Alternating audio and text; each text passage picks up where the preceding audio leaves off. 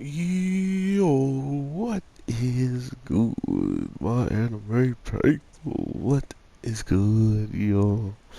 So in Code Vein, I decided to start doing some of these side quests, because I didn't really know what else to do while I was playing, because I beat the game, and I need to unlock more depths. So I do apologize if the gameplay is relatively boring.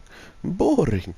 But my god, guys, if you were skeptical about Assassin's Pride, be skeptical no longer. This show has finally pushed itself to a limit where I'm like, okay, this is what I needed to know. This is what I wanted to see.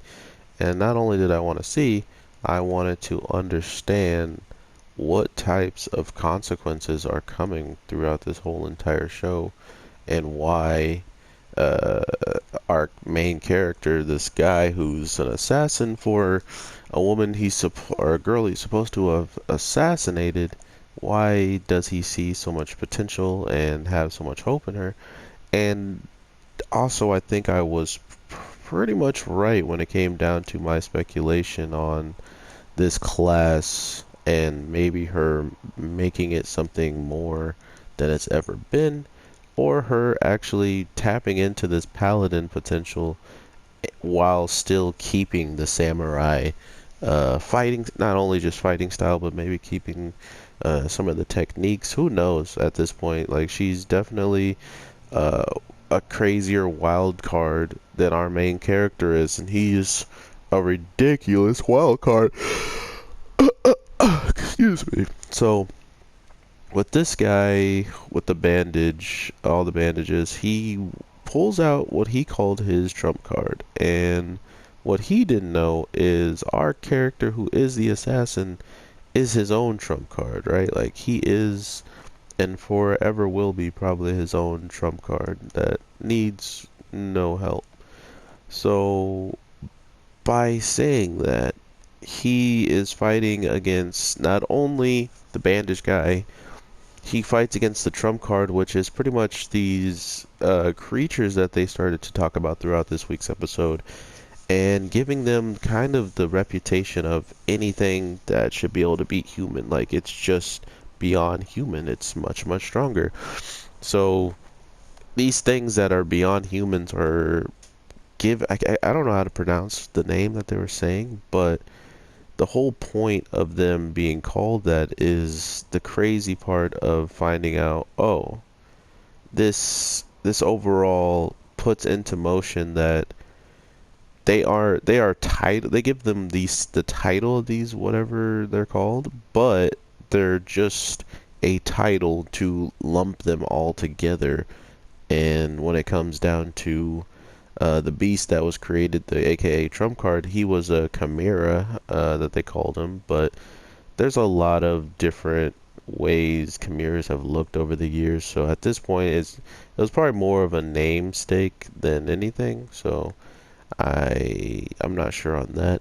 But overall, we get so much with just this one week episode that it it makes up for a lot of explanation between here and where the story is going to probably continuously to go. Because think about it like this: we now have we now have an understanding of just how crazy this world is with just one single episode. Literally, they showed us enough information, which, mind you, I was still on the fence when it came down to the jack-o'-lanterns. I didn't understand why there were pumpkinhead monsters that were strong and making a fuss. I was like, okay, so what's their story? Like, why are they being controlled by the dude and not really, they have no other story that we can tell? Uh, but if that was the case, it was obvious that um, they could do whatever they wanted with those characters, right? They could do practically uh, anything in the case of, hey, they did this and that, and they became stronger. But with this story, instead of being very, very obvious and just putting stuff out there, willy-nilly and, just getting over with it.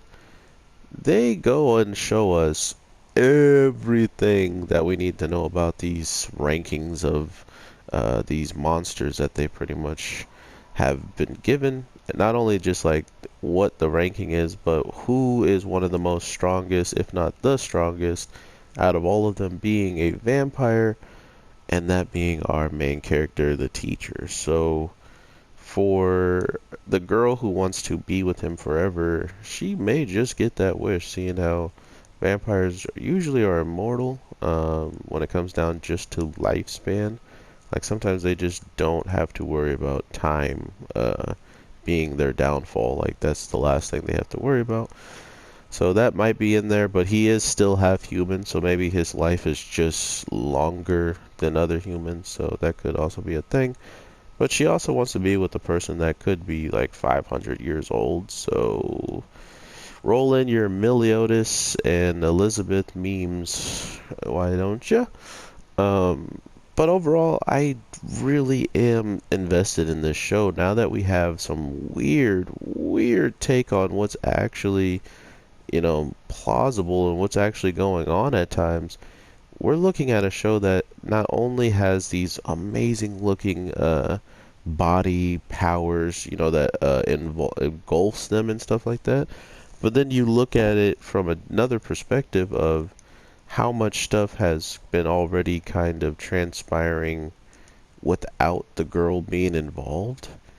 There was already a lot going on. There was already a lot you can kind of take from this show as a whole, and then they then add vampires and all these other different creatures. Mind you, the guy with the bandage captures a girl, our girl, and then she also captures the paladin, and he had the ability, or he has some type of technique or anything that might be passed down from the general bad guy, who is clearly the one, or the dad, whoever has some way to take powers from other and transfer it to someone else.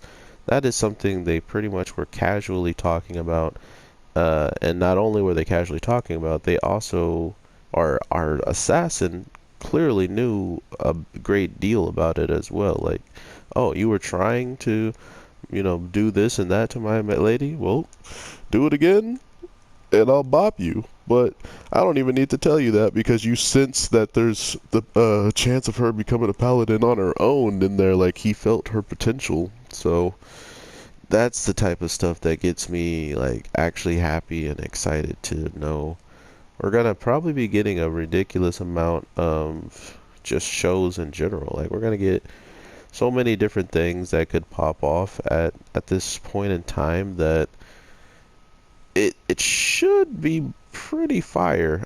Like I was saying though, the girl who helps our assassin guy look absolutely dope with her wings. Like the animation style of just the battles and of the characters with their abilities on look absolutely hype already. So that pretty much sold me on one part of it. And then the other part is the fact that every single character could be something more than we know. Like if the show really wanted to be like that, everybody could be a mix of something to get that that power, that strength that they might be looking forward to. So if that is the case, we are definitely going to get some more surprises around the corner. But let's talk about just the battle for the end of the video.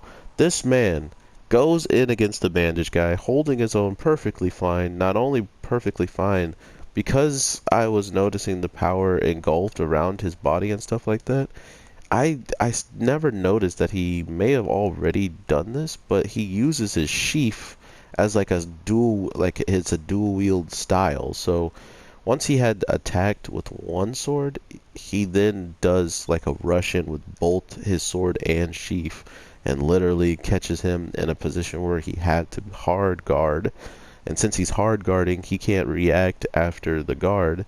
So boom, bam, this man just goes in pushing the offense and destroys him pretty much. Like if it was just those two, it would have been over. Like he would have slapped him. The only reason why he gets caught is because, like the guy said, oh, you finally left yourself open for an attack. You know, like he literally had to wait for that moment. So it's those types of things in the show that already gives a good validity to how strong our character is. This assassin, this teacher is already, and because of that, it gives me hope to see a dramatic change in the fighting in this anime. Like I expect more, more and powerful fights, more incredible opponents, and more information on what they believe they can do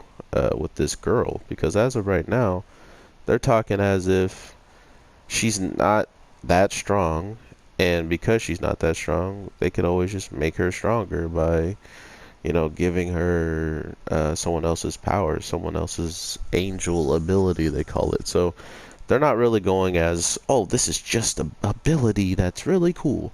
They give it the title of angel, so that's also another big ringer for how much stuff is really going on through and through this show that I kind of been picking up late, but at the same time I've been enjoying nonetheless. But the bandage guy wraps up our main character because, he needs a way to win.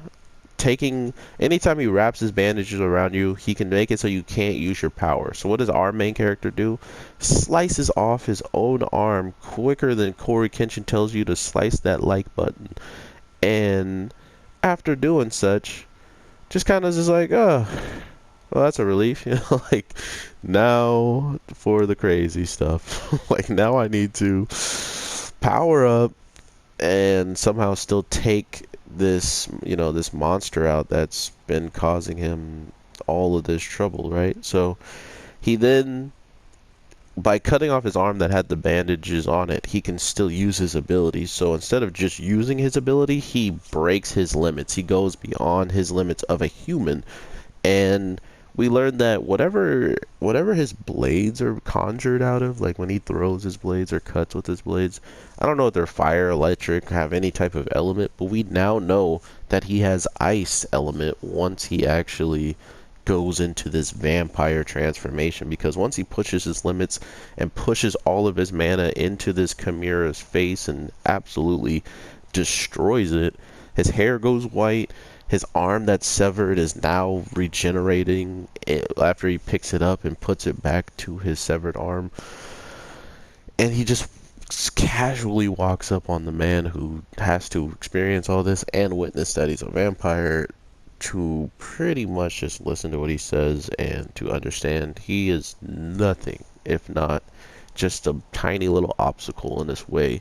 That also might help his girl get even stronger, because seeing how she made very good decisions this week to protect her friend, it just goes to show you that she's already, grown from this experience. And then, nevertheless, she's going to probably grow from more, So he sensed that out of anybody. And to think that I thought the most hype thing was going to be that he just noticed that they had the potential of Paladin. And then this man busses out vampire skills, which the headband guy makes another amazing claim and tells us what is actually going on with this and why it's wrong for a vampire maybe to be doing this. Is he said, are you really going to train the ultimate warrior that might come after your, like, hunt your neck too? And he's like, if that day comes, I'll be willing to stick my neck out easily. So he's clearly making the monster of all monster, which kind of brings you back to why the father wants his daughter taken out, why the person who hired the assassin wants him taken out, and because the assassin didn't do the job, why he's already reaching out for new people to do the job, and if they don't do it, what is he gonna do to them? So it's some amazing stuff, guys. This show definitely is getting shafted by some people because of whatever reasons they have, which you don't need to, like, gun them down for their reasons, but if you drop this show within only 2 episodes, I don't really think you cared enough to see the potential in it anyway. You know, like in any shows, really, if that's the point of it, you know, is I don't review every single anime that I watch. I watch a lot of anime, and I still don't review them all. Like I review a lot of anime, but I'm not reviewing every anime I watch. So that's the type of thing that you have to think about with me as well. Is I'm watching shows that are new and stuff, but at the same time, I'm not I'm not judging those shows or saying they're trash or whatever.